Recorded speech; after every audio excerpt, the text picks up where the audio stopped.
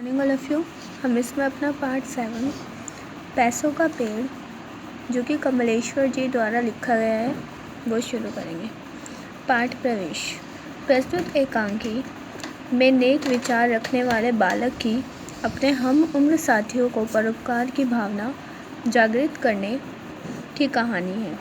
मित्रों को प्रेरित करने के लिए उसे झूठ का सहारा लेना पड़ा, पर उसके पीछे छिपी नेक भावना के कारण वह झूठ उसकी कुशलता का परिचय देता है, उसे सराहना का हकदार बनाता है।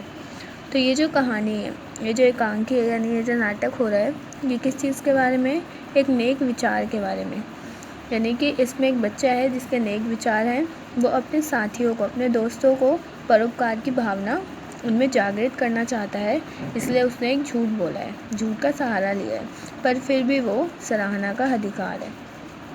तो एकांकी के पात्र, ये जो नाटक हो रहा है इसके पात्र कौन कौन है? रीता, विमल, मोहन, वीरू और मिथुन। मंच पर 10-12 गमले रखे हैं और 4-5 बच्चे मेज के इर्द गिर्द बैठे हुए लूडो खेल रहे हैं।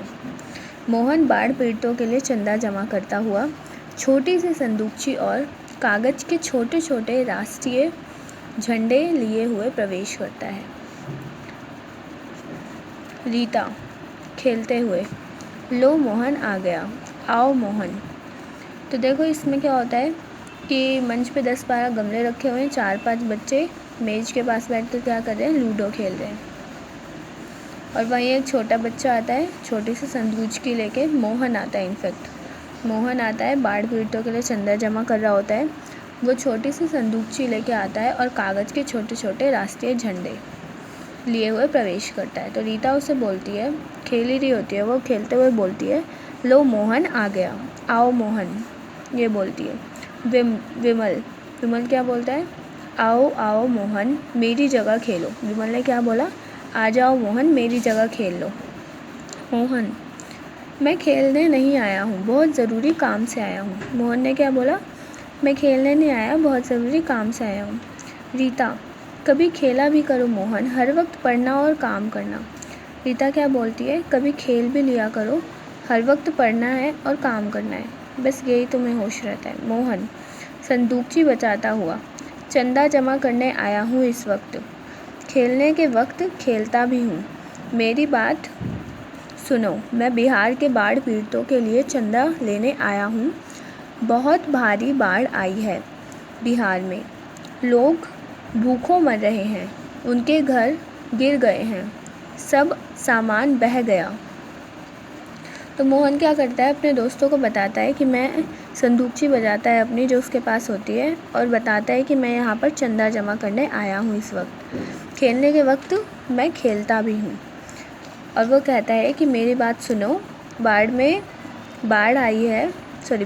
बाढ़ आई है और मैं उन बाढ़ पीड़ितों के लिए चंदा जमा करने के लिए आया हूँ।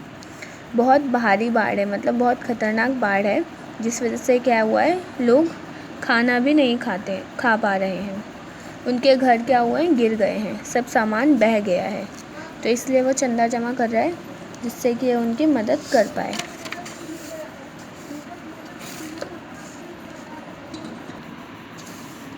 वीरू, इतनी भयानक बाढ़ आई है। वीरू क्या बोलता है? इतनी भयानक बाढ़ आई है। मोहन, हाँ भाई, हज़ारों लोग बेघर हो गए हैं, उनके पास खाने के लिए दाना तक नहीं है, पहनने के लिए चिथड़े भी नहीं है। वीरू भाई, मोहन क्या बोलता है? हाँ भाई, हज़ारों लोग क्या हो गए हैं? बेघर हो गए हैं, यानी उनके घर उनसे छिन गए हैं, उनके पास खाने के लिए दाना भी नहीं है और पहनने के लिए कपड़े भी नहीं है। चिथड़े यानी कि कपड़े वगैरह नहीं है, कपड़ों का जो छोटा सा टुकड़ा होता है उसे चिथड़े बोलते हैं, या फटे हुए कपड़े, वो भी नहीं है। वीरू भाई, ऐसा मोहन बोलता है। मिथुन, तो उनका इंतज़ाम सरकार करेगी, हमसे क्या? मिथुन क्या बोलता है कि उसका इंतज़ाम कौन करेगी? सरकार करेगी, हमसे क्या, इससे क्या मतलब है हमें? मोहन, हमें भी कुछ करना चाहिए मिथुन, इसलिए हमने अपना एक सहायता कोष बनाया है, जो भी जमा कर पाएंगे उन्हें भेज देंगे। मोहन ने क्या बोला कि हमें भी उनकी मदद करनी चाहिए मिथुन, इसलिए हमने क्या किया है, मतलब मोहन ने क्या किया, एक सहायता कोष बनाया है, और जिसमें वो क्या करेगा, जितने भी पैसे जमा हो पाएंगे उसे फिर वो बाढ़ पीड़ितों को भेज देगा। आगे स्टोरी हम नेक्स्ट क्लास में करेंगे। Thank you for listening me.